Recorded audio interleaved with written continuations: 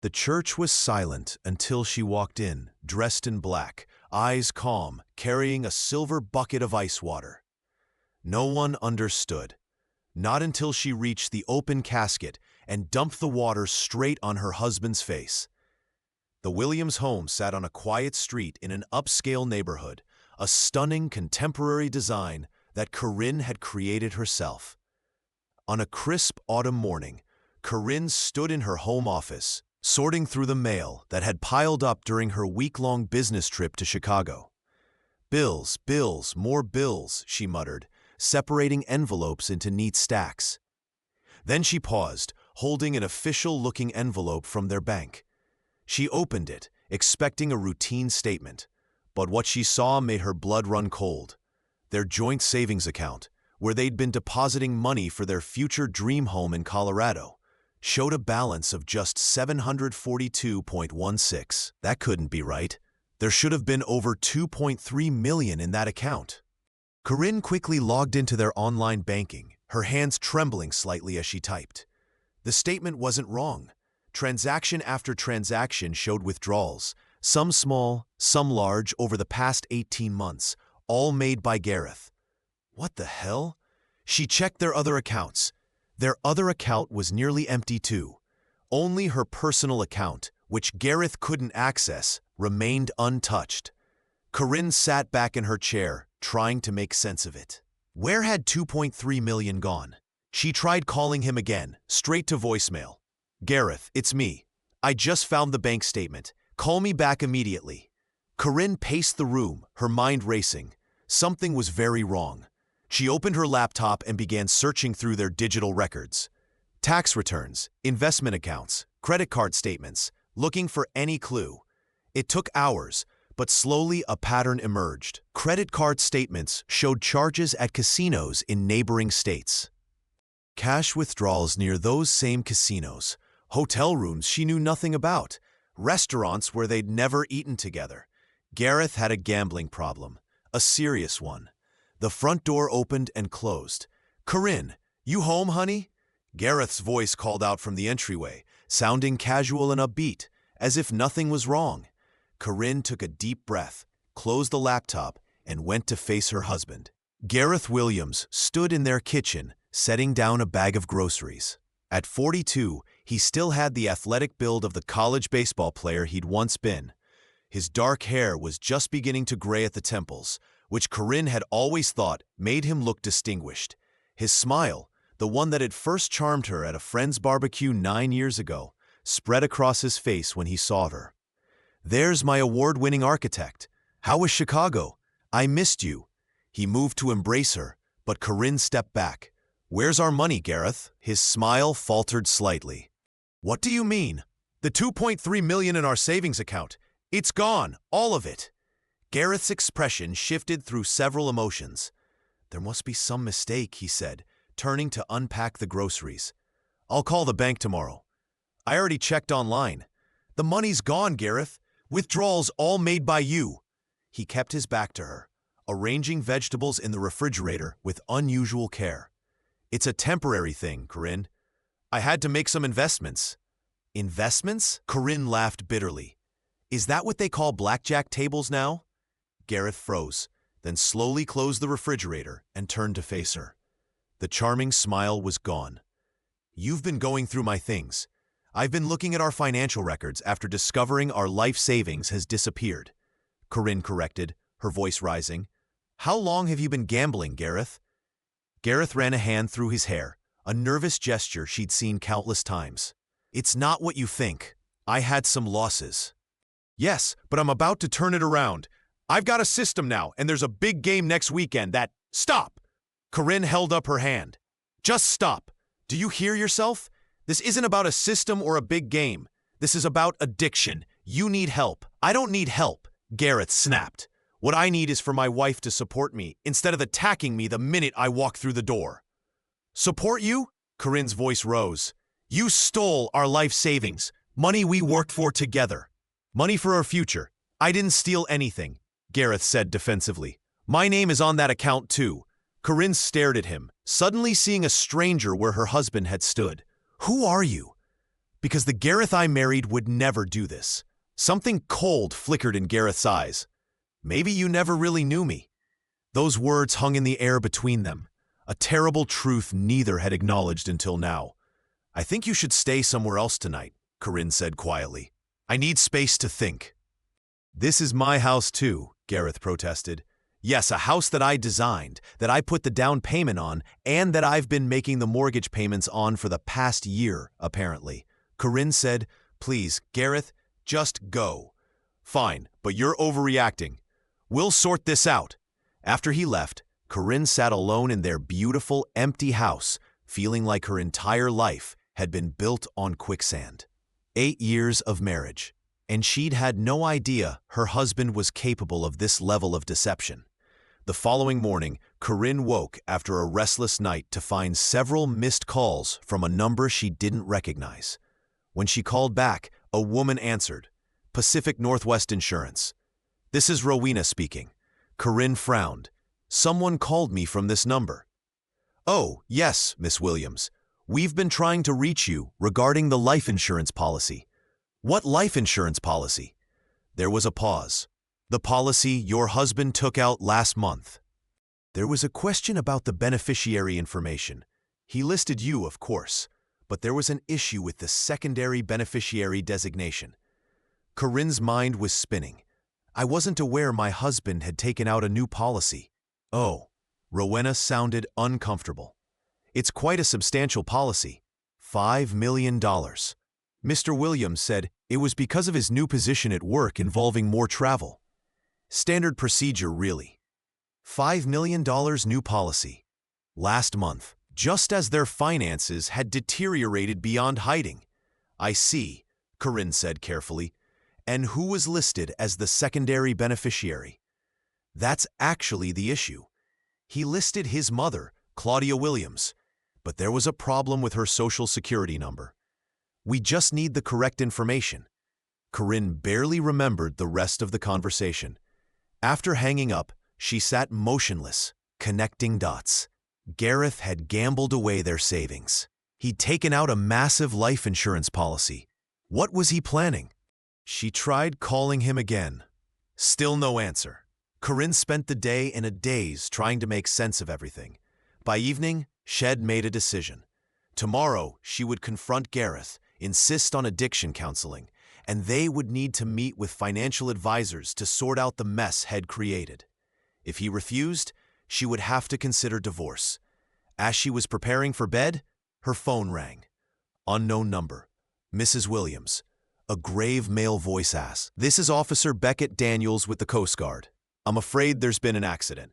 Your husband's boat was found drifting empty about 3 miles offshore. There was no sign of Mr. Williams. We've initiated search and rescue procedures, but with the water temperature and darkness falling, I need to prepare you. The chances of survival are very slim. Corinne listened, her mind oddly clear despite the shock.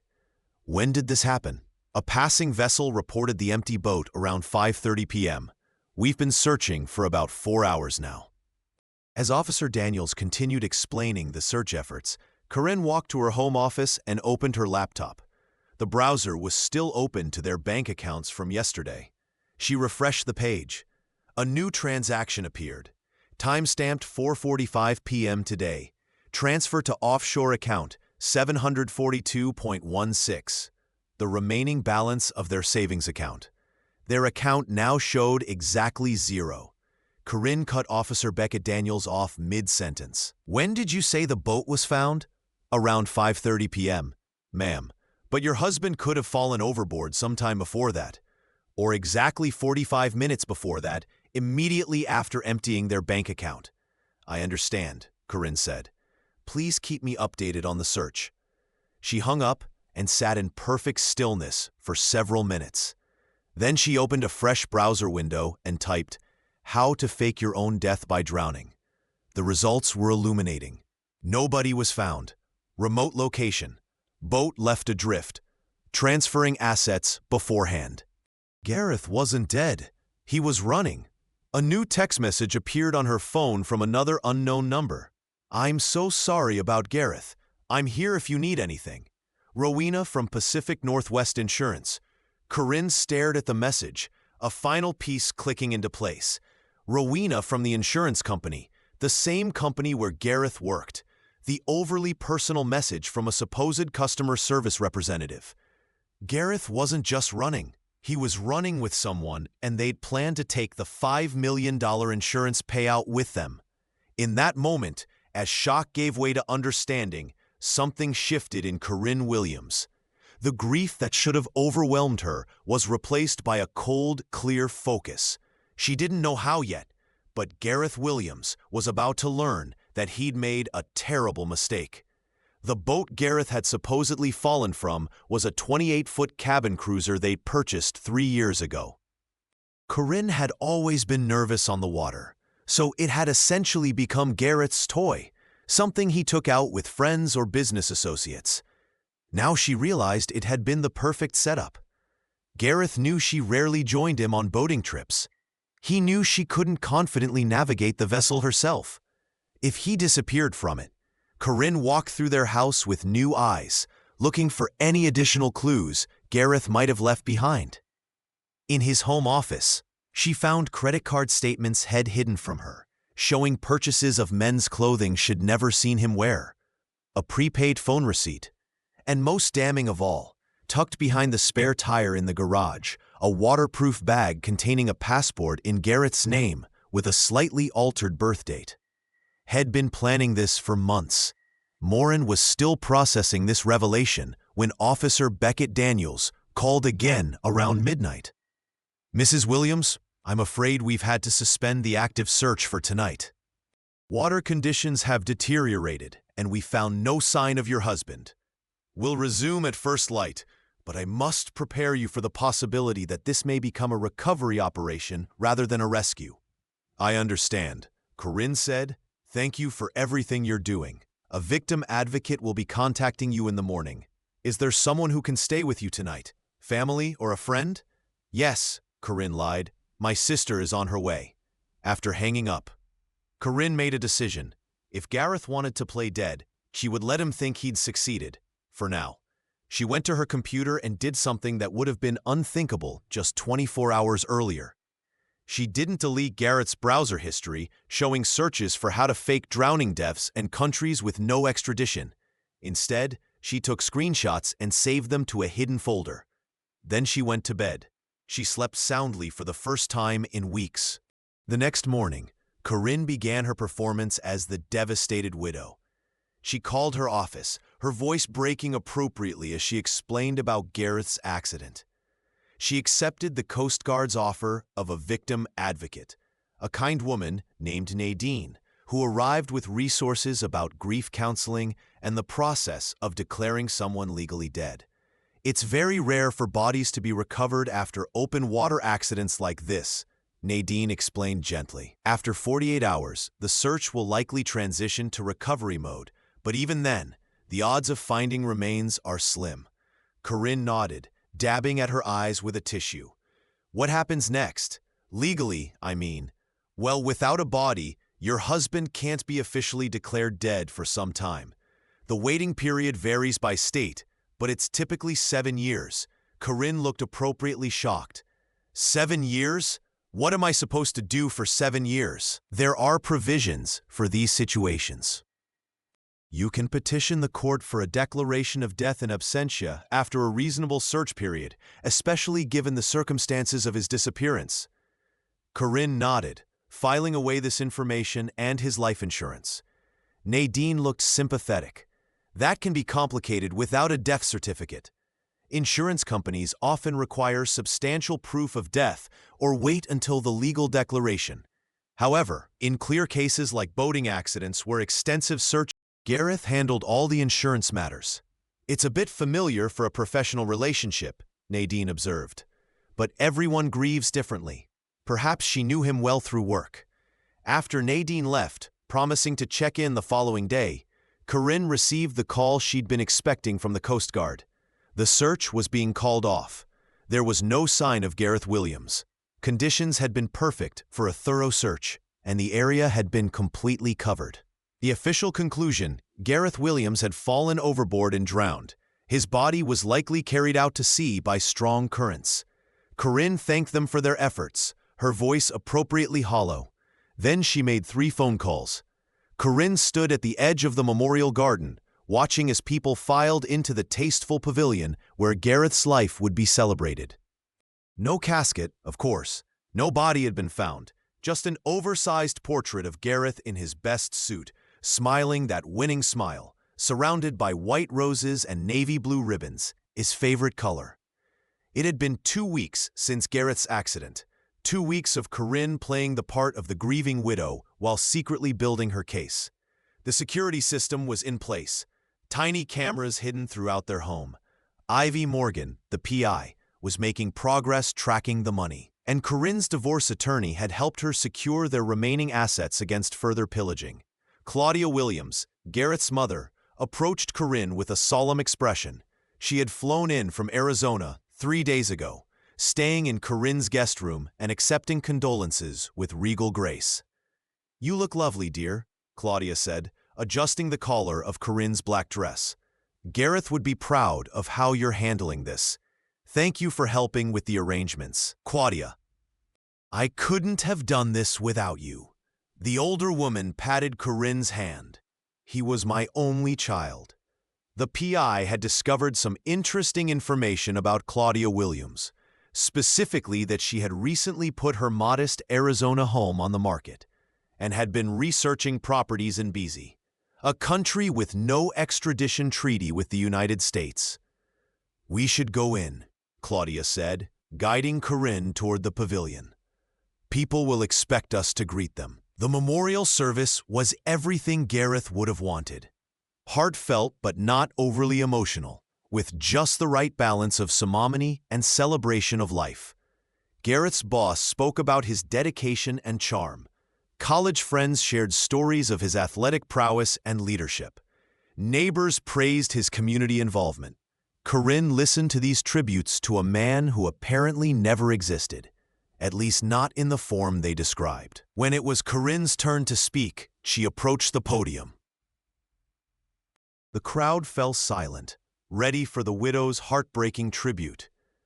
"Gareth and I would have celebrated our 9th anniversary next month," she began, her voice trembling slightly. "We had so many plans, so many dreams for our future together." Corinne paused, scanning the crowd. And there, at the very back of the pavilion, partially hidden behind a column, she spotted a figure in a dark jacket and sunglasses, head tilted down. The build, the posture, even with the attempt at disguise, she would know her husband anywhere. Corinne didn't miss a beat. Gareth lived life to the fullest. He always said, "You can't take it with you when you go." I think about that a lot now. My husband was full of surprises right up until the end. Corinne continued, making direct eye contact with the sunglasses-wearing observer.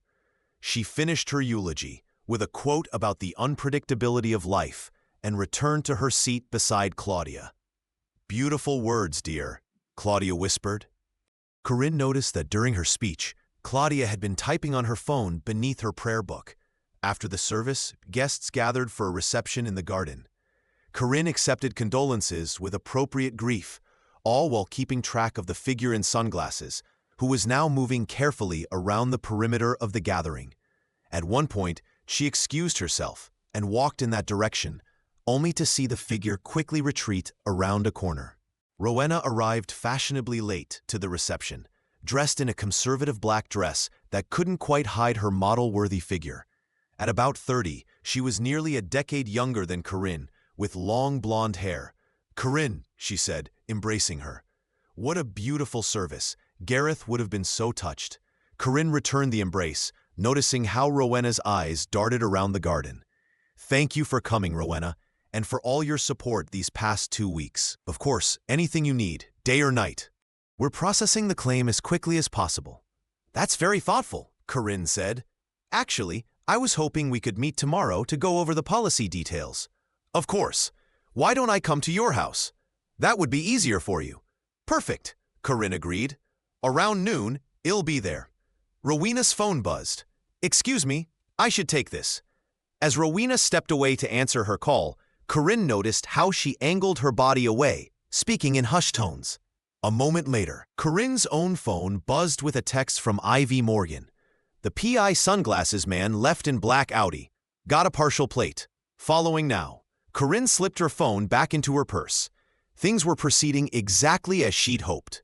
Later that evening, after the last of the guests had left, and Claudia had retired to the guest room, claiming emotional exhaustion, Corinne sat alone in her home office, reviewing the day's events. She opened her laptop to check the feed from the hidden cameras. Nothing unusual, yet. Her phone buzzed with another text from Ivy. Lost him in traffic, but confirmed ID from distance. 99% sure it was your husband. We'll send photos tomorrow. Corinne wasn't surprised. She had felt Gareth's eyes on her throughout the memorial service.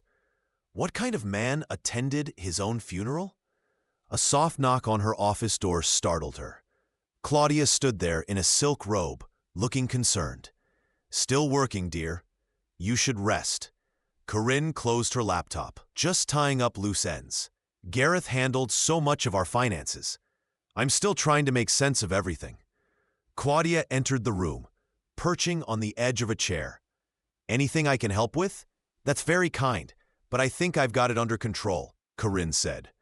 Then, deciding to test a theory, she added, Actually, there is one strange thing. Gareth apparently transferred a large sum to an offshore account just before his accident. I can't figure out how to access it. Claudia's expression remained neutral, but Corinne noticed her hands tighten slightly on the arms of the chair. How strange. Perhaps it was a business investment he hadn't told you about yet. Perhaps men can be mysterious about financial matters, Claudia said. Richard was the same way, always moving money around for tax purposes or investment opportunities. I learned not to question it. I suppose, Corinne said. Anyway, I should probably get some rest too. Rowena is coming tomorrow to discuss Derek's life insurance policy. The insurance agent? That's thoughtful of her to come to you. She's been very supportive. Corinne said the policy is quite substantial. $5 million. $5 million, Claudia repeated, a hint of something calculation, envy in her voice. Well, Gareth always did think ahead. After Claudia returned to the guest room, Corinne checked her security feeds one more time. The exterior camera caught Claudia standing by the window of the guest room, phone to her ear, speaking intently. Unfortunately, the system didn't record audio from that distance. Corinne settled into bed, mind racing with possibilities. If her suspicions were correct, Claudia wasn't just a grieving mother. She was part of Gareth's scheme, which meant Corinne now had 3 opponents: Gareth, Rowena, and Claudia. Thankfully, none of them knew that Corinne was playing too, and she had no intention of losing. The next morning, Corinne prepared for Rowena's visit. She chose an outfit that made her look slightly frail. An oversized sweater that emphasized her recent weight loss, minimal makeup to highlight the dark circles under her eyes, the grieving widow struggling to cope. Claudia announced over breakfast that she needed to run errands and would be gone for several hours. Don't wait for lunch for me, dear. Take your time. I'm sure Rowena and I have a lot to discuss. After Claudia left, Corinne activated the recording function on all the hidden cameras and prepared a tray with coffee and the homemade cookies Gareth had always loved. The perfect grieving widow, maintaining her husband's favorites, even in his absence. Rowena arrived precisely at noon, dressed in a professional but stylish pantsuit, carrying a leather portfolio embossed with the Pacific Northwest Insurance logo. "Moraine, how are you holding up?" she asked. "Taking it day by day," Corinne replied. "Some moments are harder than others." "Of course," Rowena nodded. "The first few weeks are always the most difficult, but you're doing remarkably well. Having support helps. Gareth's mother is staying with me, and friends have been so kind. And how is Claudia? Such a lovely woman. Gareth spoke of her often. She's coping as best she can, losing her only child. I can't imagine." Rowena nodded sympathetically, then opened her portfolio. "I know this is difficult, but we should discuss the policy."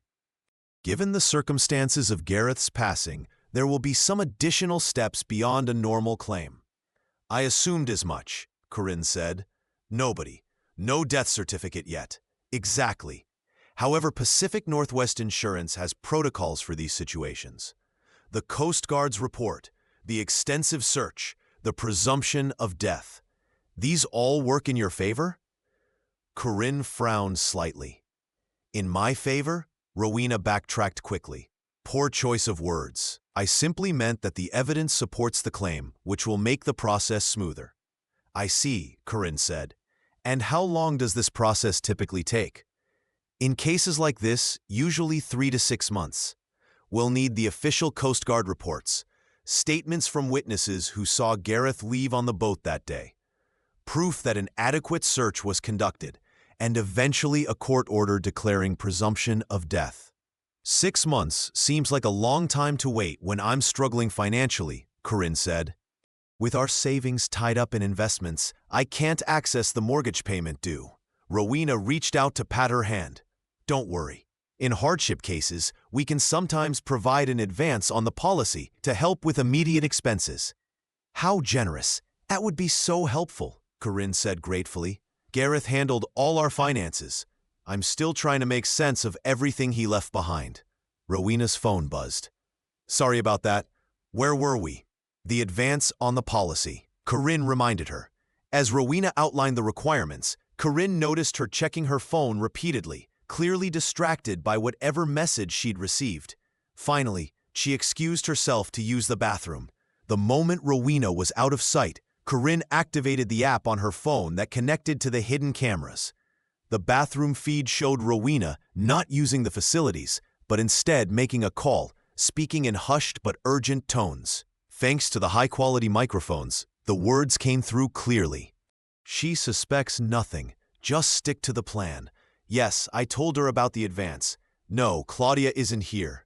I can't talk long. I'm supposed to be in the bathroom. Just be patient. 6 months isn't that long to wait for $5 million.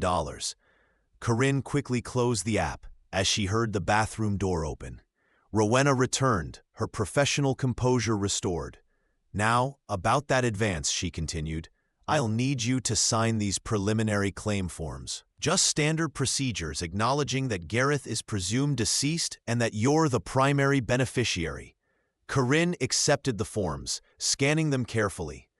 It says here that if Gareth is found alive within 7 years, I would have to repay the full amount plus penalties. Rowena nodded. Standard language for presumption of death cases. But given the circumstances, the chances of that are virtually zero. Virtually zero, Corinne repeated, signing the forms. That's somewhat comforting, I suppose. After Rowena left, Corinne went straight to her office and downloaded the bathroom recording. She saved it alongside her growing file of evidence. Then called Ivy Morgan. I need you to follow Rowena from Pacific Northwest Insurance, she instructed. 3 weeks after Gareth's disappearance, Corinne received an unexpected visitor. She was in her home office reviewing the latest report from Ivy Morgan, who had tracked Rowena to a remote cabin in the mountains. Claudia had finally returned to Arizona 2 days earlier, claiming she needed to deal with her house sale, promising to return soon for emotional support. Corinne was relieved to have the house to herself again. Playing the grieving widow was exhausting. Corinne opened the front door to find a tall woman with short silver hair and shrewd eyes standing on her porch. She wore a nonsense pantsuit and carried a slim briefcase. Mrs. Williams. I'm Agent Collins with Pacific Northwest Insurance, Special Investigations Unit. I was hoping we could talk about your husband's policy. Corinne felt a jolt of alarm mixed with anticipation. This wasn't part of the script Rowena had outlined. Of course, she said, stepping aside to let Fiona Collins enter. I wasn't expecting anyone from the insurance company today. These visits are typically unannounced, Collins said, her tone professional but not unkind. Standard procedure for high V-value claims with unusual circumstances. Corinne led her to the living room, the same space where Shed met with Rowena. Collins remained standing, surveying the room, while Corinne quickly texted Ivy Morgan, insurance investigator here, Special Investigations Unit. not part of their plan. Collins had seated herself and opened her briefcase. Mrs. Williams, I want to be transparent with you. Whenever we have a policy this large that was taken out shortly before a presumed death, especially one without a body, we conduct a thorough investigation. I understand, Corinne said. Is there a problem with the claim? Not necessarily a problem, but there are certain red flags that require further scrutiny. Your husband doubled his life insurance just 3 months ago. I wasn't aware of that, Corinne said truthfully. And you weren't aware of the policy increase at all? No, Corinne shook her head. I only learned about the policy after Gareth's accident, when Rowena contacted me. Collins made a note. And your husband's financial situation at the time of his disappearance. Corinne hesitated, deciding how much to reveal. This investigator could be either an obstacle or an ally. To be honest, I recently discovered that our savings had been significantly depleted, she admitted. Collins' eyebrows rose slightly. Do you know what the money was used for? I believe he had a gambling problem, Corinne said. I found evidence of casino visits, cash withdrawals near those locations. I see. Collins made more notes, and these financial issues. Did you report them to the Coast Guard during their investigation? No, Corinne admitted. I was in shock, and to be honest, I didn't connect the two events immediately. It was only after I had time to process everything that I began to wonder. Wonder if your husband's disappearance might not have been an accident. Corinne looked down at her hands. Is that a terrible thing to think about your own husband? Not at all, Collins assured her. Corinne decided to take a calculated risk. Fiona Collins, can I speak candidly? Please do. I've begun to suspect that Gareth might have staged his disappearance, Corinne said, her voice trembling slightly. The timing, the missing money, a new insurance policy I knew nothing about.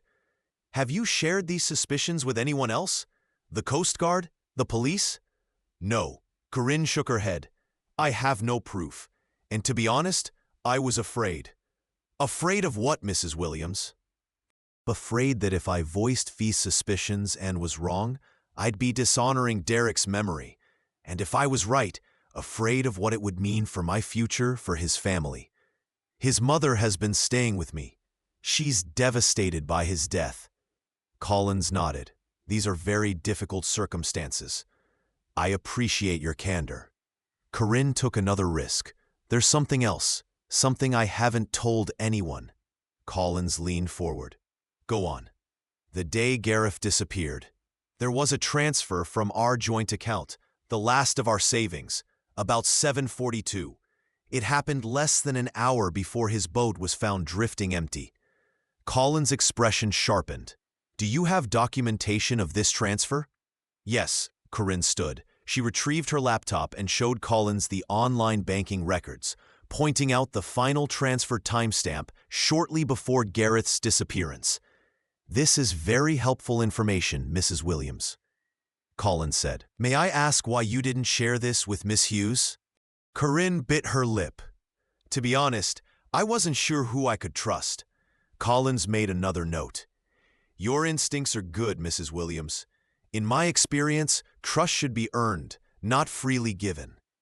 Corinne felt a surge of hope. Fiona Collins might prove to be the ally she needed. What happens now? She asked. Now I continue my investigation, Collins said, closing her notepad. I'll be looking into your husband's financial records, his recent activities, his relationships.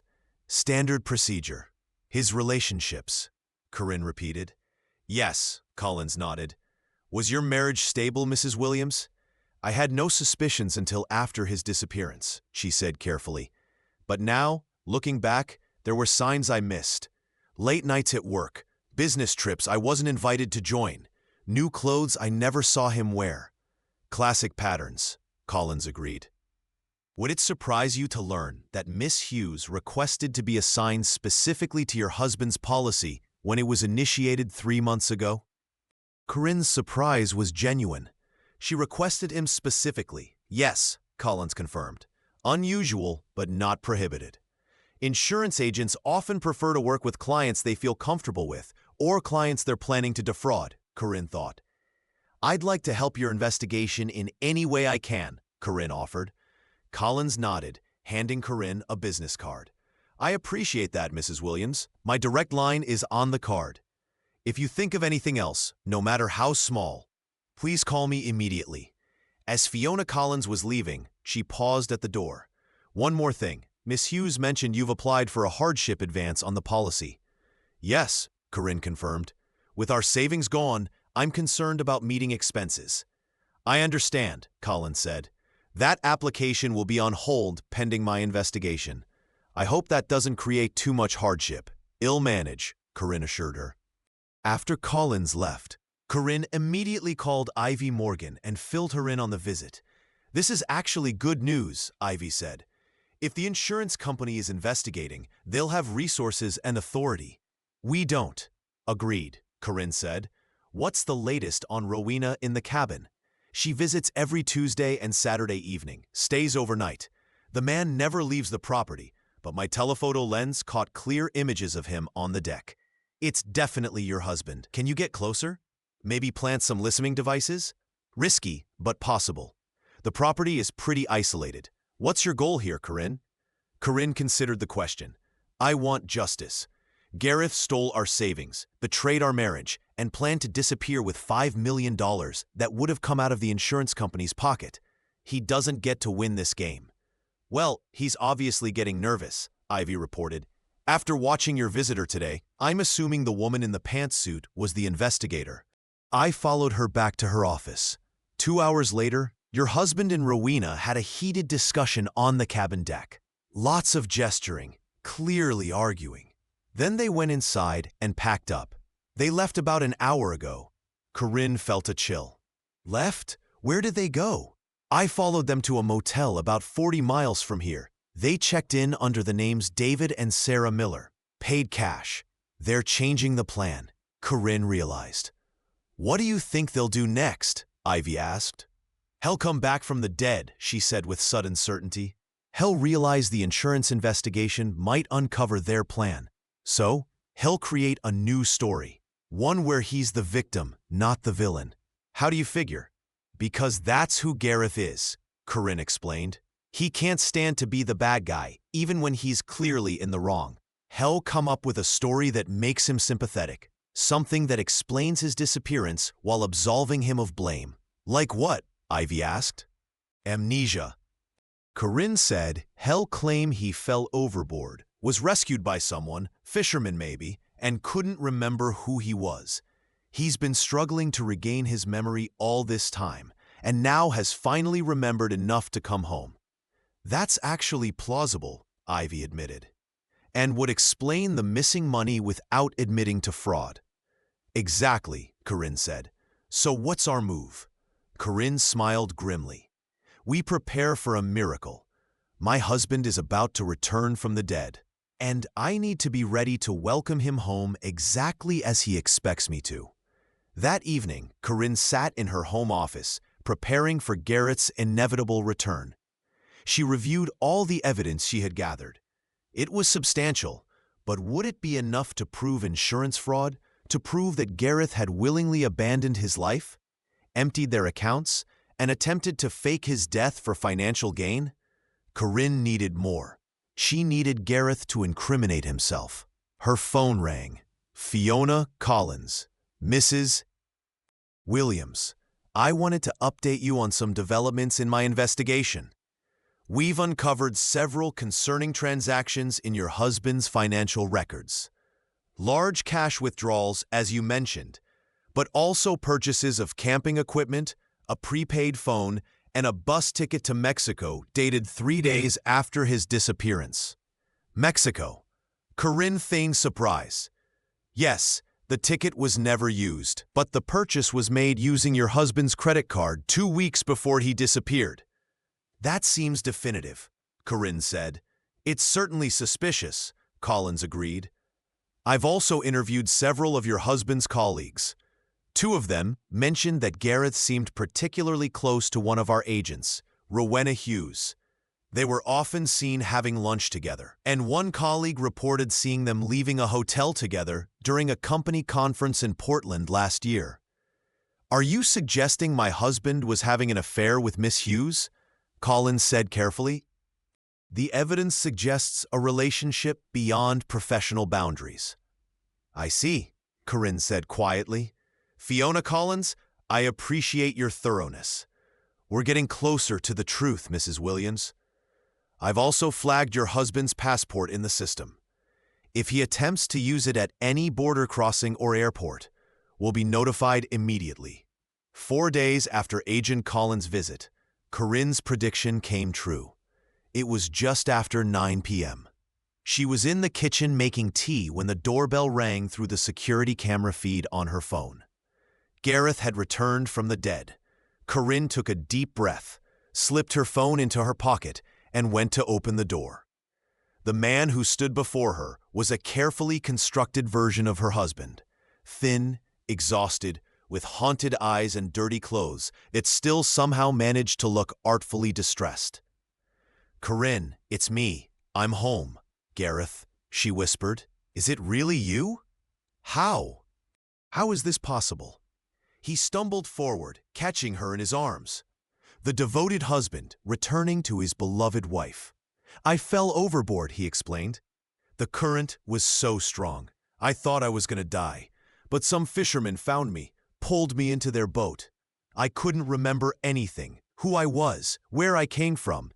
They took me to a small clinic up the coast." Corinne guided him to the sofa. "You've been alive all this time with amnesia." Gareth nodded. "The doctors called it dissociative amnesia caused by trauma. I've been living in a shelter trying to piece together my identity. Then yesterday something clicked. I remembered your name, our address. I've been hitchhiking home ever since." "Why didn't the clinic contact the police?" Corinne asked. "Your disappearance was all over the local news. It was a small place, very remote. The fishermen who found me were undocumented. They were afraid to go to authorities and without ID, without knowing my name." "Oh, Gareth," Corinne breathed. "I can't believe you're really here. I thought I'd lost you forever. I found my way back to you. That's all that matters now." "You must be exhausted," she said. "Are you hungry? Thirsty? Should we go to the hospital?" "Just tired," Gareth said. "So tired. Maybe a shower and some sleep. We can go to the hospital tomorrow." "Of course," Corinne agreed, helping him to his feet. "Let me take care of you." In the bedroom, Gareth looked around as if reacquainting himself with a forgotten space. "It's all coming back to me now," he said softly. "Pieces of my life, our life together." "Take your time," Corinne soothed. "Your memory will return fully soon. The important thing is that you're home." Gareth smiled gratefully. "You always were the strong one." While Gareth showered, Corinne quickly texted Fiona Collins. "Gareth has returned. Claims amnesia." Then she texted Ivy. "He's here. Plan proceeding. Monitor Rowena's movements." When Gareth emerged from the bathroom, he looked more like himself. Clean-shaven, hair still wet, wearing the pajamas Corinne had left out for him. For a moment, she almost forgot what he had done, who he really was. Then she remembered the empty bank accounts, the secret girlfriend, the elaborate plan to fake his death for insurance money. "Better?" she asked, patting the bed beside her. "Much," he sighed, sliding under the covers. "I still can't believe I'm home." "Me too," Corinne said, keeping her distance, but maintaining her loving facade. "I have so many questions, but they can wait until morning. You need rest." "Just hold me," Gareth requested, reaching for her. "I've missed you so much." Corinne steeled herself and moved into his embrace, fighting the revulsion she felt at his touch. Corinne waited until Gareth was deeply asleep, then carefully slipped out of bed. She went to her home office and reviewed the security camera footage of his arrival, studying his performance with a critical eye. Then she checked the bathroom camera feed from when he was showering. Gareth had examined the bathroom carefully, checking behind the mirror, under the sink, even feeling along the shower curtain rod, looking for surveillance devices. He hadn't found the tiny camera Corinne had hidden in the decorative air vent. More importantly, while in the shower, He had made a call on a waterproof phone he kept in a hidden pocket of his dirty clothes. The audio was faint beneath the shower noise, but Corinne could make out pieces of the conversation. "I'm in. She bought it completely. Tears and everything. No, don't come here yet. Give it a few days. Claim the advance first. Yes, I'll make the amnesia official tomorrow. Doctor's note, police report. Insurance will have to pay. Just stick to the plan." Morin saved the footage. Then she returned to bed, lying as far from Gareth as possible. Morning arrived with pale autumn sunlight filtering through the bedroom curtains. Corinne had barely slept, her mind racing with plans and contingencies. Beside her, Gareth slept deeply. Corinne slipped out of bed and went downstairs to prepare breakfast, activating all the hidden cameras as she went. Today would be crucial for gathering evidence. When Gareth finally came downstairs, he moved with the careful gait of someone still recovering from trauma. "Good morning," she said, placing a cup of coffee in front of him. "How did you sleep?" "Better than I have in weeks," Gareth said, accepting the coffee gratefully. Corinne had prepared his coffee exactly as he liked it, with one significant addition. The sleeping pills she had crushed into the brew were mild enough not to be immediately noticeable, but strong enough to create the symptoms she needed. "I called Dr. Caldwell Patterson. Corinne said he's amazed by your return and wants to see you immediately. I also called the police. They need to update their missing persons report." Gareth frowned slightly. "Can't that wait a day or two? I'm still adjusting." "Gareth, you've been presumed dead for nearly a month," Corinne said with gentle firmness. "The Coast Guard conducted an extensive search. There's a police report. We need to officially confirm you're alive." Gareth sipped his coffee. "You're right. Of course. It's just overwhelming." "I understand," Corinne said. "But the sooner we get the official part done, the sooner we can focus on your recovery." As they ate breakfast, Corinne asked careful questions about his experience, noting each inconsistency. The coffee was already taking effect. Gareth was becoming slightly drowsy. "You mentioned fishermen rescued you," Corinne prompted. "Do you remember anything about them names? What did their boat look like?" Gareth shook his head. "It's all so foggy, I think. I think the boat was blue, and one of the men might have been named Miguel or Manuel. And the clinic, where exactly was it located?" "Somewhere north of here. Near the Canadian border, I think. Small place, just a doctor and a nurse." Gareth rubbed his temples. Corinne nodded sympathetically. "Don't push yourself. Your memory will return in time." As they were preparing to leave for the doctor's appointment, Gareth suddenly swayed on his feet, grabbing the counter for support. "Gareth," Corinne rushed to his side. "What's wrong?" "I feel strange," he mumbled, his words slightly slurred. "Dizzy. Maybe I stood up too fast. Here, sit down." Corinne guided him to a chair. "Let me get you some water." Gareth's condition deteriorated rapidly. His eyes couldn't seem to focus, and his movements became increasingly uncoordinated. Corinne watched with calculated concern, waiting for the perfect moment. When Gareth slumped forward, nearly falling out of the chair, Corinne made her move. She called 911. "Please, I need an ambulance," she said, her voice trembling with convincing fear. "It's my husband. He returned home last night after being missing for weeks. He claims he had amnesia, but now he's collapsed. He's barely conscious. Please, hurry." While waiting for the ambulance, Corinne knelt beside Gareth, who was drifting in and out of awareness. "Stay with me, Gareth," she urged, stroking his face for the benefit of the security cameras. "Help is coming." Gareth mumbled something incoherent, his eyes struggling to focus on her face. When the paramedics arrived, Corinne gave them a carefully crafted version of events.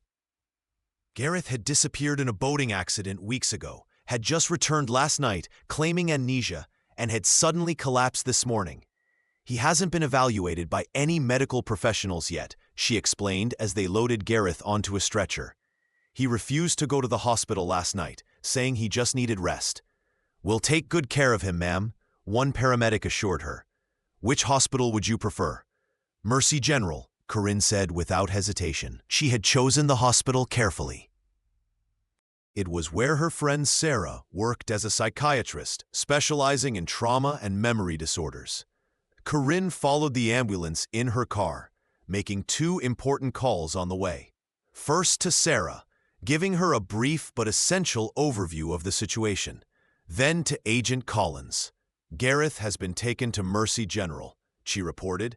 "He collapsed this morning, possibly a reaction to the trauma he's experienced, according to the paramedics. I thought you should know. Based on what you've told me about his claimed amnesia, disappearance, and now this collapse, we're going to keep him for observation and evaluation," Sarah explained. "For the benefit of anyone listening, we need to rule out neurological issues, possible head injury, or psychological trauma." "How long will that take?" Corinne asked. "At least 72 hours, Sarah said. "Possibly longer." Corinne nodded. "Whatever he needs, I just want him to be okay." What no one else in the hospital knew was that Sarah was not just Corinne's friend. She was also her ally in exposing Gareth's fraud. As a psychiatrist specializing in trauma, she had the authority to order a psychological hold if she believed a patient might be a danger to themselves or others. And based on Corinne's evidence of Gareth's elaborate deception, Sarah had sufficient cause to believe he represented a significant risk. When Fiona Collins arrived, Corinne met with her in a quiet corner of the waiting room. "The doctors are keeping him for at least 72 hours of observation and evaluation," Corinne explained. "They're concerned about his mental state and the inconsistencies in his story." Collins nodded. "This gives us time to investigate his claim of amnesia. I'll need access to his doctors with your permission as his wife." "Of course," Corinne agreed. "Anything that helps uncover the truth." "What exactly happened before he collapsed?" Collins asked. "We were having breakfast, getting ready to see our family doctor," Corinne explained. "He seemed fine, maybe a little tired. Then suddenly he got dizzy, his speech slurred, and he nearly fell out of his chair." "Had he taken any medication? Did he eat or drink anything unusual?" "Just coffee and toast," Corinne said. Collins made a note. "I'll need to interview him once the doctors clear him to speak with me. In the meantime, I've assigned an agent to monitor the hospital." "You think someone might try to reach him here?" Corinne asked, finding surprise. "In fraud cases involving multiple parties, it's common for co-conspirators to attempt contact," Collins explained. Corinne nodded thoughtfully. "Like Rowena Hughes or—" She hesitated. "Possibly his mother." Collins' expression sharpened. "Do you have reason to believe Claudia Williams might be involved?" Corinne said she's been acting strangely since Gareth disappeared, and she left rather suddenly to return to Arizona right before Gareth showed up. "I'll look into it," Collins promised. The house felt different with Gareth gone, cleaner somehow, as if his presence had been a contamination that was now temporarily removed. Corinne moved through the rooms with purpose, searching methodically for any evidence Gareth might have hidden before his accident or brought back with him upon his miraculous return. She started in his home office, examining every drawer, every book, every potential hiding place. Gareth had always been methodical, preferring paper records to digital ones for his most sensitive information. Behind the false back of his desk drawer, a hiding place Corinne had discovered years ago when looking for a stapler, she found a small leather notebook. Inside were handwritten notes detailing what appeared to be a timeline for his disappearance. Locations, dates, amounts of money to be transferred. Most damning was a list labeled "Story Elements for Return," bullet points describing exactly the amnesia story Gareth had told her, right down to the fictional fisherman named Miguel. Corinne photographed every page before returning the notebook to its hiding place. In their bedroom, she discovered more evidence. Inside the lining of Gareth's favorite leather jacket, the one he hadn't been wearing when he returned, was a small key. It didn't match any lock in their house, but Corinne had a strong suspicion about what it might open. A text from Ivy Morgan confirmed her theory. "Found a storage unit rental agreement in Rowena's Trash Unit 342 at Secure Space Storage on Riverside Drive. Paid in cash 3 months ago. The timing aligned perfectly with when Gareth had doubled his life insurance policy." Corinne replied immediately, "I may have the key. While waiting for Ivia's response, Corinne continued her search. In the guest room where Claudia had stayed, she found a crumpled piece of paper wedged between the bed and the wall, apparently overlooked during Claudia's hasty departure. It was a brochure for beachfront properties in Baez, with one circled in red pen and the note "Perfect for us" written in the margin. Morin was photographing this evidence when her phone rang. Fiona Collins. "Mrs. Williams, we've made a significant discovery." Collins said, "Your husband's fingerprints match those found in a cabin rented under the name David Miller." The cabin was paid for in cash for 3 months, starting 2 weeks before your husband's disappearance. "David Miller?" Corinne repeated, feigning shock. "Yes. Does that name mean anything to you?" "No," Corinne lied, knowing full well it was the alias Ivy had reported Gareth using at the motel. "Where is this cabin?" "About 70 miles north, in a remote wooded area," Collins explained. "We obtained a warrant to search it based on the suspicious timing of the rental." Inside, we found men's clothing provisions and a laptop containing research on living off the grid.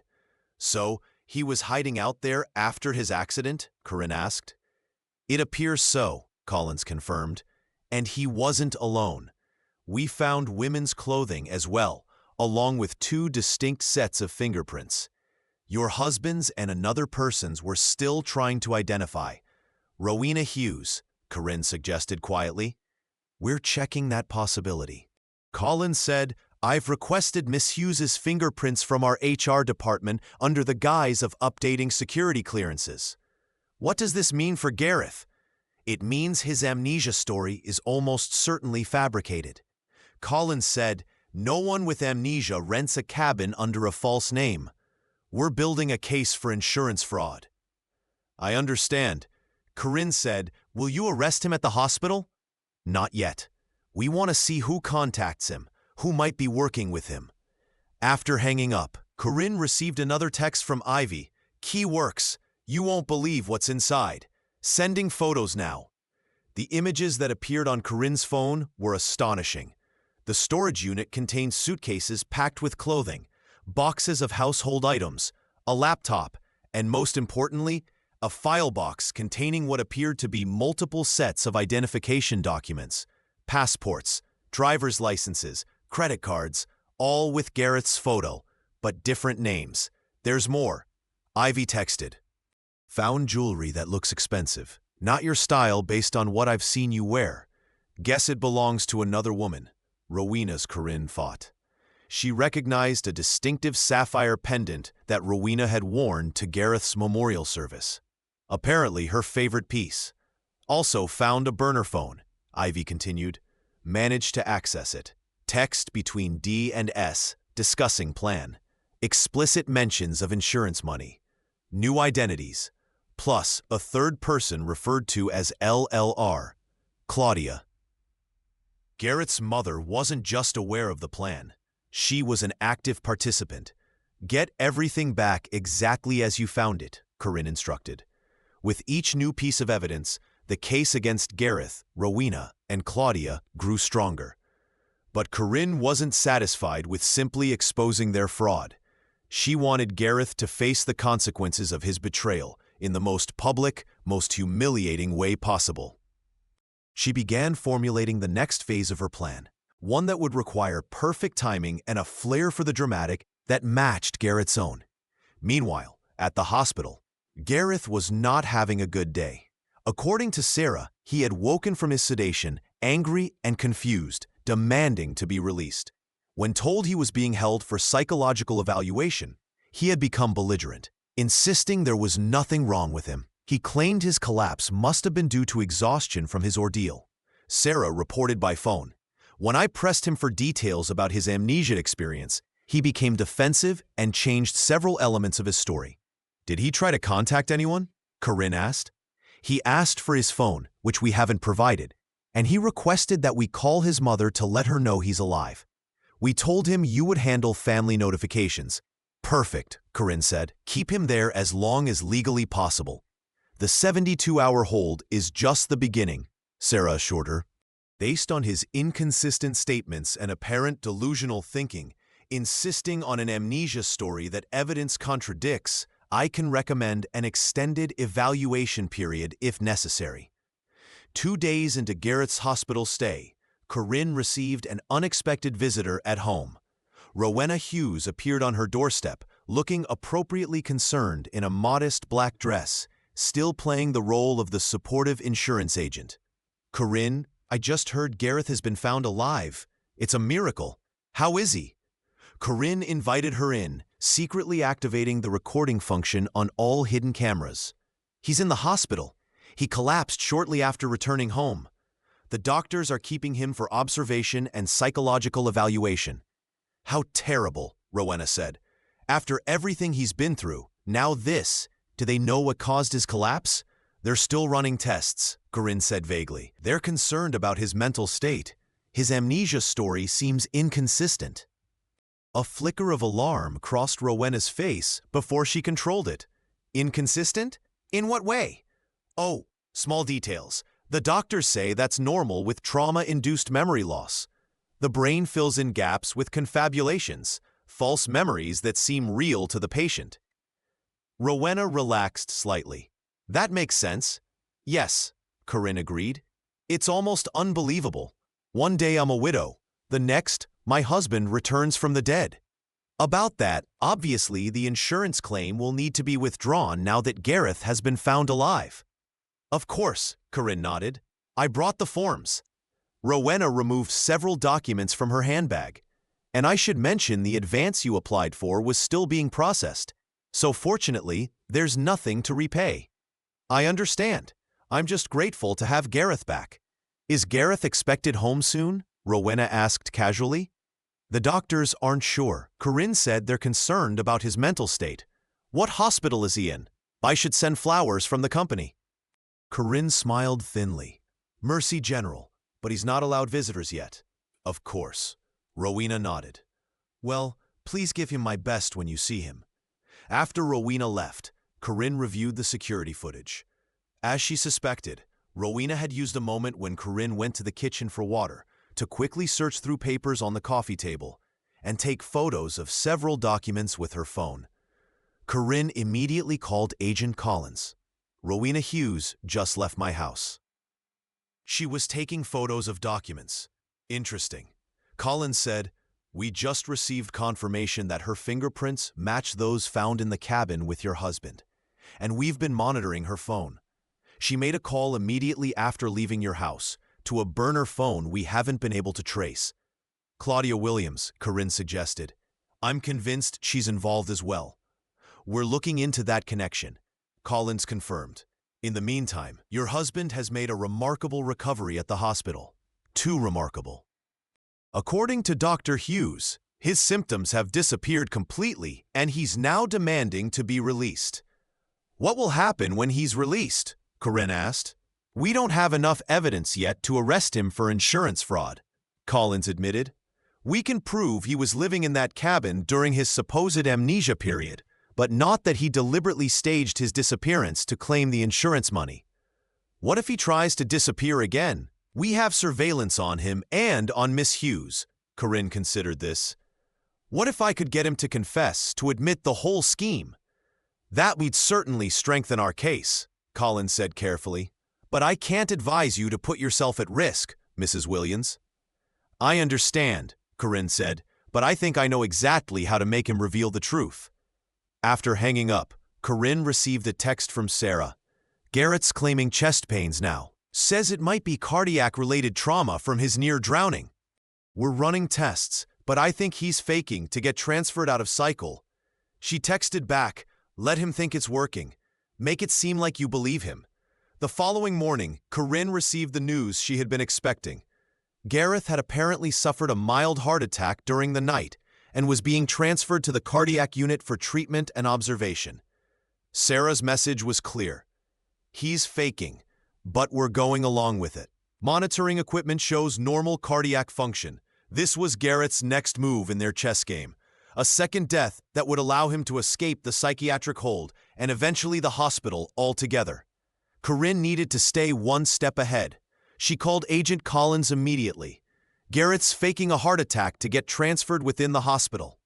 I believe he's planning to escape." "We're aware," Collins assured her. "We have agents stationed at all hospital exits and are monitoring his room." "I have a better idea," Corinne said. "Let him think he's succeeded. Let him escape and see where he goes or who comes to help him." Collins considered this. A controlled release could yield valuable intelligence, but it puts our case at risk if he manages to truly disappear. "He won't," Corinne said confidently. "He'll come back here to our house. He needs to maintain his amnesia and heart condition story to avoid suspicion. Plus, he doesn't know that we know about the storage unit or the cabin. He thinks his backup plan is still secure." "You sound very certain, Mrs. Williams." "I know my husband, Agent Collins. His ego won't allow him to run without trying to salvage his reputation first." After some discussion, Collins agreed to Corinne's plan. The surveillance would be maintained, but subtly, allowing Gareth to believe he had successfully escaped detection if he attempted to leave the hospital. What no one told Gareth was that Corinne had installed additional hidden cameras throughout their home while he was in the hospital. Every room, every potential hiding place was now under surveillance. If Gareth returned, his every move would be recorded. That night, Sarah texted Corinne. "Has made his move. Disconnected monitors during shift change. Left hospital wearing scrubs he stole from laundry. Agents tracking at a distance." Corinne prepared herself. If her assessment of Gareth was correct, he would return home, not immediately, but within the next 24 hours. In the meantime, she received another update from Ivy Morgan about the storage unit. New development. Someone entered the unit today using a key. Woman, late 60s, gray hair. Took something from a small box left quickly. Got photos. Corinne examined the images Ivy sent. It was Claudia Williams, Gareth's mother, removing what appeared to be cash from a lockbox in the storage unit. The third conspirator confirmed. Corinne texted back, "Send these to Fiona Collins immediately." The pieces were falling into place. Claudia had likely returned from Arizona to help Gareth with his new plan, whatever that might be. Rowena was monitoring the situation from her position at the insurance company, and Gareth was now free from the hospital, no doubt planning his next move. Corinne went to bed that night with all security systems activated, certain that the final confrontation was approaching. She had gathered the evidence, set the stage, and prepared herself mentally. Now she just needed Gareth to play his part. She didn't have to wait long. At 3:17 a.m., the silent alarm on her phone vibrated, alerting her that someone had entered the house using a key. The security camera showed Gareth slipping in through the back door, still wearing the stolen hospital scrubs, moving quietly through the kitchen. Corinne remained in bed, pretending to sleep, watching Gareth's movements on her phone. He went directly to his office, retrieved something from the false drawer back, the notebook Corinne had discovered earlier, and then moved to their bedroom. She quickly set her phone aside and feigned sleep as Gareth entered. He stood watching her for a moment, then moved to his closet, selecting clean clothes. After changing, he approached the bed. "Corinne," he whispered, gently shaking her shoulder. She stirred, blinking up at him with carefully crafted confusion. "Gareth, what? How are you here?" "I had to leave," he said urgently. "The doctors there didn't understand what was happening to me. My heart, Corinne, I think the trauma from the accident damaged it." Corinne sat up, the perfect picture of a concerned wife. "Gareth, you need medical attention. If your heart not there," he interrupted. "I don't trust them. Dr. Silas Martinez, my old college roommate, remember? He's agreed to see me privately. Dr. Silas Martinez, another name from Gareth's timeline notebook." "Another conspirator. You shouldn't have left the hospital," Corinne protested. "What if something happens? What if your heart—" "It'll be fine," Gareth assured her. "I just need rest and proper care." Corinne allowed herself to be persuaded, presenting just enough resistance to seem concerned but not suspicious. "What can I do?" she asked, taking his hand. Just be here, Gareth said. Believe in me. I know this all seems crazy, but I'm trying to get better to be the husband you deserve. I believe in you, she lied. Whatever you need, I'm here. Gareth smiled, kissing her forehead. Try to get some sleep. We'll figure everything out in the morning. As Gareth settled into bed beside her, Corinne lay awake, updating Agent Collins via text about this new development. The agent's response was immediate. Keep him there if possible. Building case against Martinez now. Need 24 more hours. For the next 2 days, Corinne played along with Gareth's increasingly elaborate fiction. According to his news story, Dr. Martinez had diagnosed him with a rare form of stress-induced cardiomyopathy caused by his near-drowning experience. He needed rest, minimal stress, and specialized medication that Martinez had prescribed. In reality, Gareth spent his days making furtive phone calls when he thought Corinne couldn't hear, sneaking food at night when he was supposedly too weak to eat, and even conducting whispered video calls with Rowena from the bathroom. On the morning of the 3rd day, Gareth enacted the next phase of his plan. Corinne found him collapsed on the bathroom floor, apparently unconscious. Playing her role perfectly, Corinne called 911, reporting that her husband, who had recently returned after being presumed dead in a boating accident, had collapsed and wasn't breathing. The paramedics arrived quickly, but by then, Gareth had apparently died. No pulse, no respiration. They performed CPR and used a defibrillator, but nothing brought him back. With appropriate solemnity, they pronounced him dead at the scene. Corinne sobbed convincingly as they covered Gareth's face with a sheet. She called Dr. Silas Martinez as Gareth had instructed her to do in case of emergency.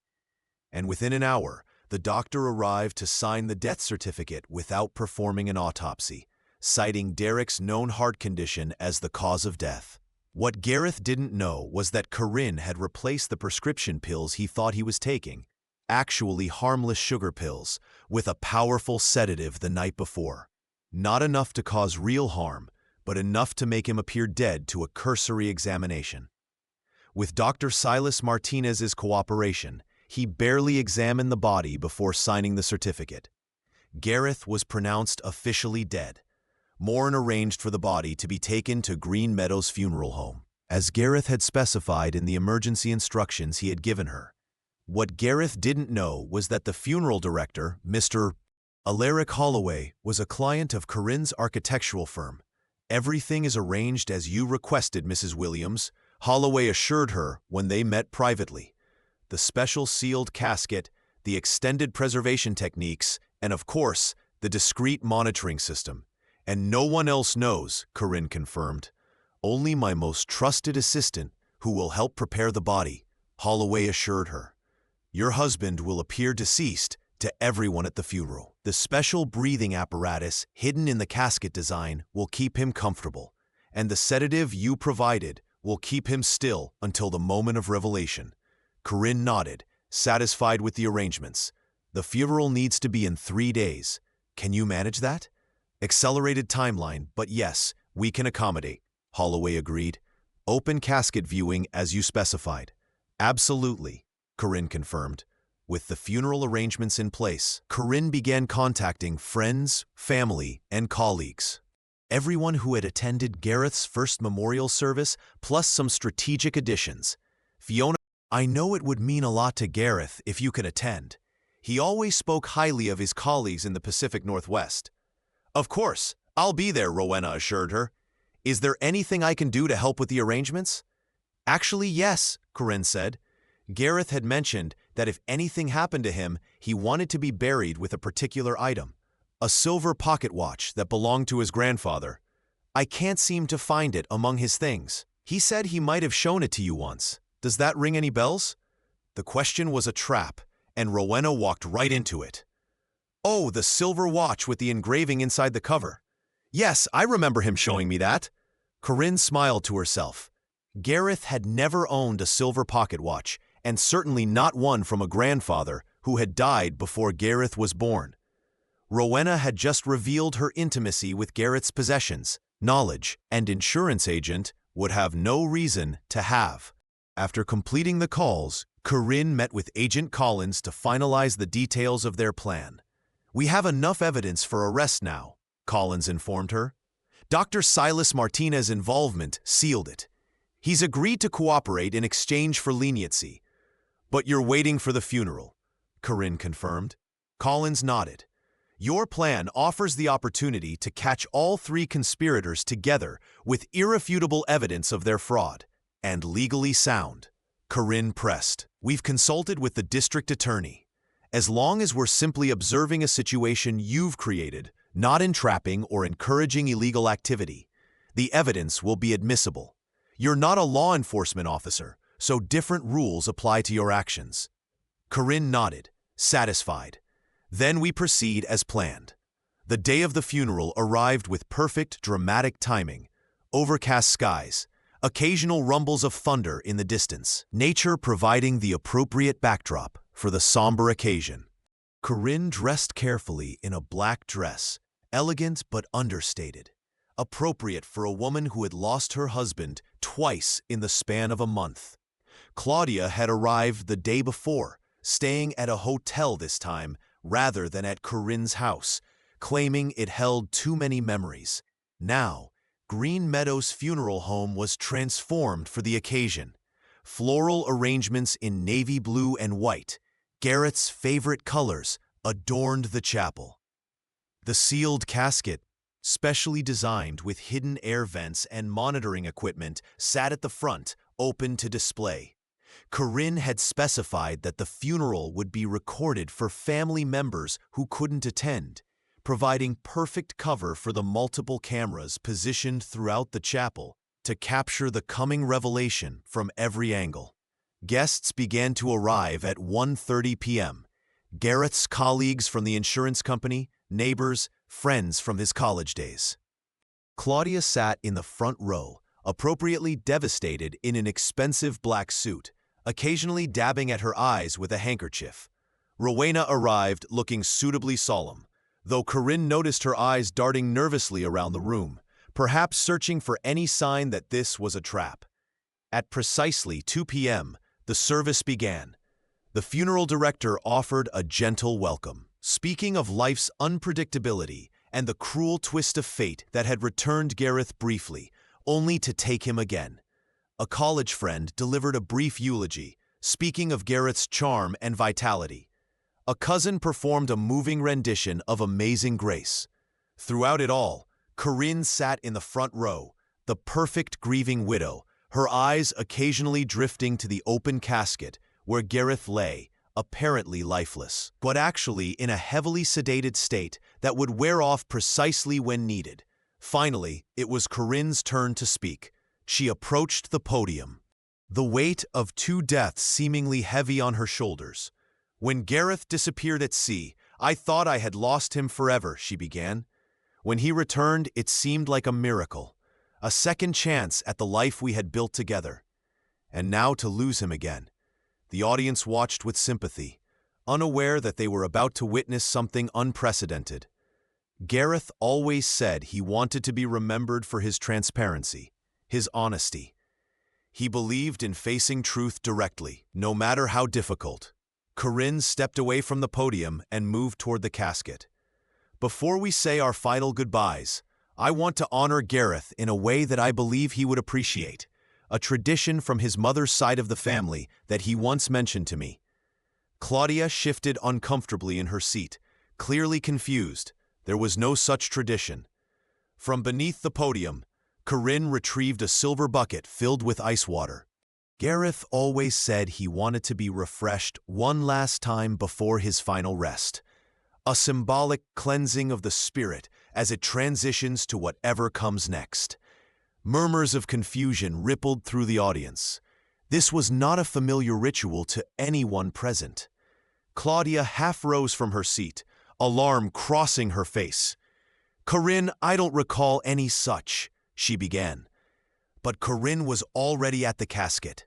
"Goodbye, my love," Corinne said clearly, loud enough for everyone to hear. "May this final gesture refresh your journey, and with that, she poured the entire bucket of ice water directly onto Gareth's face.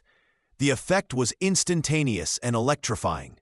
Gareth bolted upright in the casket, gasping and sputtering, his eyes wide with shock and confusion as freezing water cascaded down his face and chest. "What the hell, Corinne?" he shouted, wiping water from his eyes. The audience erupted in chaos. People screamed, jumped to their feet, some backing away in terror, others frozen in disbelief. Phones were raised, recording the miraculous resurrection. In the third row, Rowena stared in horror, her carefully maintained facade crumbling completely. Corinne remained perfectly calm, standing beside the casket with the empty bucket. "Ladies and gentlemen," she announced, "I present my very much alive husband, Gareth Williams."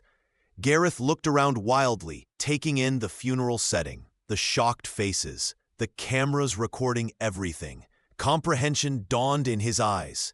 He had been caught, exposed in the most public, most humiliating way possible. "Corinne, what have you done?" he hissed, trying to climb out of the casket, but finding himself weak from the sedatives. "I've simply revealed the truth, Gareth," Corinne said calmly. Agent Collins stepped forward from where she had been seated at the back of the chapel. "Gareth Williams, you're under arrest for insurance fraud, faking your own death, and conspiracy to commit theft." As Collins approached with handcuffs, Gareth looked desperately around the room, his eyes finding Rowena, then Claudia. "This is a misunderstanding," he protested. "I can explain everything." "I'm sure you can," Corinne said, addressing the stunned audience rather than Gareth. "Just like you explained your amnesia after your boating accident. Just like you explained your heart condition. You've always been good at explanations, Gareth." From her purse, Corinne removed a remote control and pressed a button. The large screen at the front of the chapel, intended for displaying photos of the deceased during the service, flickered to life. Instead of memorial images, it showed a series of videos. Gareth sneaking around the house at night while supposedly bedridden. Gareth making calls to Rowena on a hidden phone. Gareth and Rowena together at the remote cabin. Claudia removing cash from the storage unit. "You see, while you were playing dead, I was gathering evidence," Corinne explained. Evidence of an elaborate fraud involving not just Gareth, but his girlfriend Rowena Hughes from Pacific Northwest Insurance, his mother, Claudia Williams, and even his college friend, Dr. Silas Martinez, who falsified his death certificate. Gareth's face contorted with rage and panic. "You set me up?" "No, Gareth," Corinne corrected calmly. "You set yourself up." At that moment, additional police officers entered the chapel. One approached Rowena, who had been slowly edging toward the door. Another went to Claudia, who sat frozen in shock. "Rowena Hughes, Claudia Williams," Agent Collins announced. "You're both under arrest as co-conspirators in this fraud." As the Miranda rights were read and handcuffs applied, the audience remained in stunned silence. Struggling to process the unprecedented scene unfolding before them, Gareth made one desperate attempt to salvage the situation. "She drugged me," he shouted, pointing at Corinne. "That's how she did this. She's the criminal here." Corinne smiled serenely. "Actually, Gareth, I simply gave you the medication prescribed by Dr. Silas Martinez, the same doctor who has provided a full confession about your scheme. The sedative that made you appear dead? That was your idea, not mine." As Gareth was helped from the casket and handcuffed, still dripping with ice water, Corinne addressed the astonished funeral guests. "I apologize for the unorthodox nature of today's service. As you can see, this was not a funeral, but rather the culmination of an insurance fraud investigation. Thank you all for your unintentional assistance in bringing these criminals to justice." The chapel erupted in excited conversation as Gareth, Rowena, and Claudia were led away by police officers. Phones continued recording, ensuring that this extraordinary event would soon be viral content across social media. The newspaper headline said it all. Architect outsmarts husband's death hoax with ice water and hidden cameras. 6 months had passed since the dramatic funeral revelation. that had made national headlines and turned Marin Williams into something of a folk hero. The video of Gareth bolting upright in his casket after being doused with ice water had gone viral, spawning countless memes, late-night comedy sketches, and even a Saturday Night Live parody. But for Corinne, the aftermath had been about rebuilding, not relishing her husband's public humiliation. She sat in her newly renovated home office, reviewing the final court documents that had arrived that morning. Gareth had been sentenced to 15 years for insurance fraud, faking his own death, theft, and conspiracy. His mother, Claudia, received 5 years for her role in the scheme. Rowena Hughes got 7 years with the possibility of parole after 3. Dr. Silas Martinez lost his medical license and received a suspended sentence in exchange for his testimony. The investigation had uncovered even more than Corinne had known. Gareth's gambling problem was real, but it had been only part of the story. He and Rowena had been involved for nearly 3 years. They had been planning their escape using the insurance money and Corinne's stolen savings for over a year. Claudia's role had been larger than expected, too. She had acted as their financial manager, setting up offshore accounts and managing the transfer of funds. The Bees property brochure Corinne had found wasn't just aspirational. Claudia had already put a deposit on the beachfront home where the 3 of them planned to live after faking Derek's death. Most surprising was the discovery that this wasn't Gareth's first attempted fraud. Agent Collins had uncovered evidence of 2 previous insurance scams involving fake injuries at retail stores, resulting in substantial settlements. Gareth Williams had been a con man for years. Corinne had simply never seen that side of him until it was turned against her. A knock at her office door interrupted her thoughts. Ivy Morgan stood there, now not just Corinne's private investigator, but her friend. "Ready for lunch?" Ivy asked. "Collins is already waiting at the restaurant." "Absolutely. Let me grab my bag." They drove to an upscale bistro in the renovated downtown district, a building Corinne's firm had actually designed 3 years earlier. "The woman of the hour," Diane said as Corinne sat down. "Have you seen the news about Pacific Northwest Insurance?" Corinne asked. "Yes, I got the official letter this morning. $1 million in addition to keeping your savings," Ivy mused, studying the menu. "Not bad for 6 months' work." "It was never about the money," Corinne reminded her. "Of course not," Diane agreed, "but it doesn't hurt, especially considering what you're doing with it." What Corinne was doing with the settlement money, along with her recovered savings, was creating the Second Chances Foundation, a non-profit organization dedicated to helping victims of fraud rebuild their lives. The foundation provided financial counseling, legal assistance, and emotional support to people who had been betrayed by those they trusted. "The foundation opens officially next week," Corinne confirmed. "We've already received over 50 applications for assistance." "It's remarkable," Diane said. "Most people in your position would have just taken the money and moved on, started fresh somewhere else." Corinne shook her head. "Running away doesn't solve anything." Their conversation was interrupted by a woman approaching their table hesitantly. "Excuse me," she said. "Are you Corinne Williams?" Corinne nodded, offering a friendly smile. "Yes, I am. I'm sorry to bother you during your lunch, but I just wanted to say thank you," the woman continued. "My husband emptied our accounts and disappeared last year. After I saw your story on the news, I contacted the police with my suspicions instead of just accepting that he was gone. They found him living under a false name 2 states away. Your courage gave me the strength to seek the truth." Corinne was touched. "I'm so glad you found answers and justice." "I hope he's facing charges now," the woman confirmed. "And I'm rebuilding my life." After the woman left, Ivy raised her glass to unexpected ripple effects. "You didn't just catch your own con man.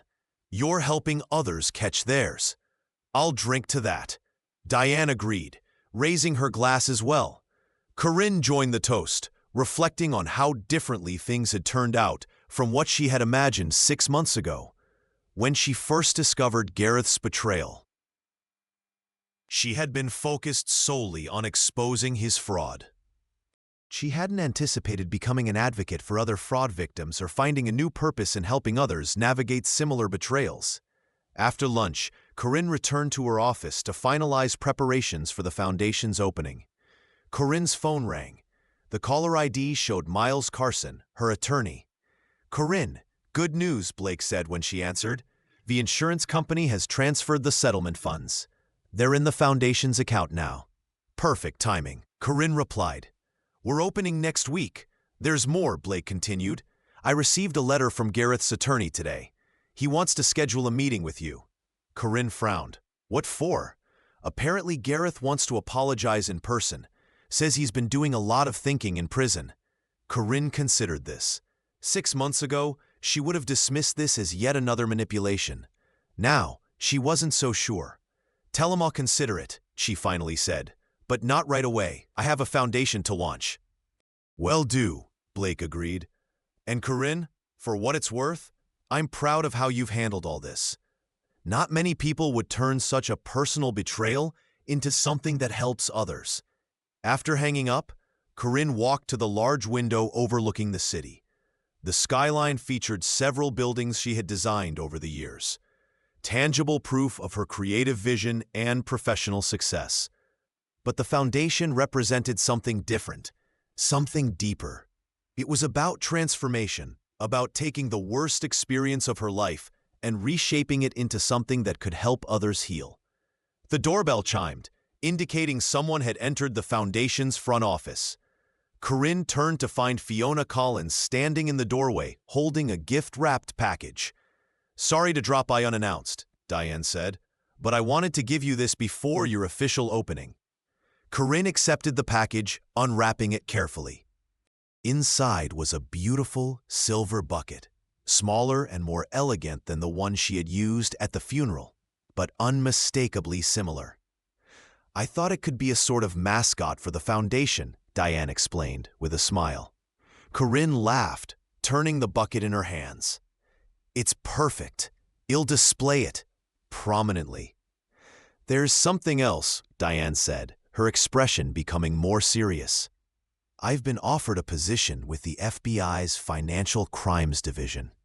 "That's wonderful," Corinne exclaimed. "Though we'll miss working with you locally." "That's just it," Diane continued. "I recommended they establish a satellite office here, focused specifically on relationship-based fraud, cases like yours, where personal betrayal and financial crimes intersect. They've approved it, and I'll be heading the office." "So you're staying?" Corinne said. "I am, and I was hoping the Second Chances Foundation might consider a formal partnership with our new office." Corinne smiled, touched by the recognition of how her personal experience could continue to help others in unexpected ways. "I'd be honored." Later that evening, as Corinne stood in the completed foundation space, resource materials on the shelves, comfortable consultation rooms ready for clients, the silver bucket displayed prominently in a glass case in the lobby.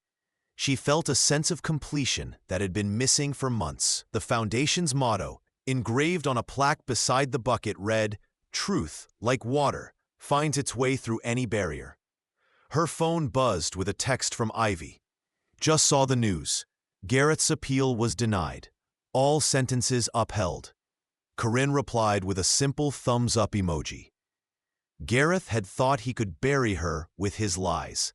Instead, she had buried him with the truth, and in doing so, she had unearthed the best version of herself.